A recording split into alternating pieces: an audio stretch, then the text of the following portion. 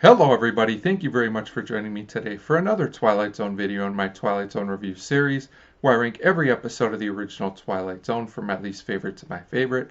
Today I'm going to be talking about number 33, Third from the Sun, written by Rod Serling based on a story by Richard Matheson, and this episode was directed by Richard L. This is a season 1 episode, and as always there will be spoilers. So Third from the Sun is another season 1 classic in my opinion.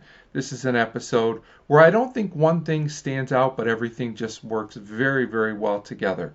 So I really like the presentation in this episode. The production design is great, and I love the cinematography and the direction as well. There are a lot of strange angle shots, and the camera is used in a very clever way, and that really adds to the atmosphere of the episode as well.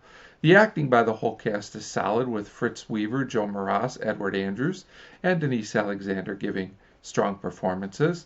So this episode starts with a scientist named William Sturka, and he's working on a project, and it concerns him. It's basically creating weapons for an upcoming war, and he is afraid that this will wipe everyone out. So he has a plan to steal a ship with his family and leave and go to another planet. Now his friend Jerry, who is a pilot, and their wives are also in on the plan, and Sturka also has a daughter named Jody who will become involved as well. So it turns out they've been planning for a while, and one day Sturka talks to a man named Carling who feels like war is coming very soon. Sturka talks against this, and it makes Carling very suspicious. So at home, Sturka continues to plan with his family, and his daughter tells him everyone feels like something bad is coming, and Sturka knows they must put their plan into action soon. So Sturka and the others decide it's time to act, but Carling is snooping around and knows they are planning something. So they all start playing some cards, waiting for the right time, and Ryden talks about the planet they will be going to, which is still unnamed in the episode at this point. So Carling interrupts the game and hints that he knows something in a very well done, intense scene, in my opinion. So now everyone gets ready to leave the house, knowing they have to go immediately.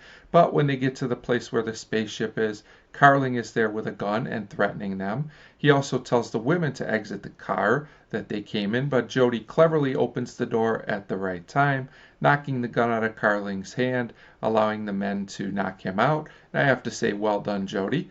So the group is able to board the ship, and we find out that the mysterious planet they are going to is in fact Earth. So in the twist of the episode, it turns out that Earth is the planet of hope for Sturka and the others, and I thought this was really a great twist. I thought it worked very well.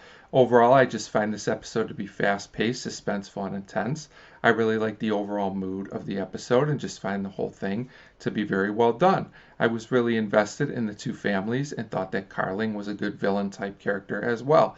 So while Third from the Sun maybe doesn't have the biggest Twilight Zone twist, I think everything here just works very well. This is an episode I can always watch and be entertained by. So overall, Third from the Sun comes in for me at number 33 on the list.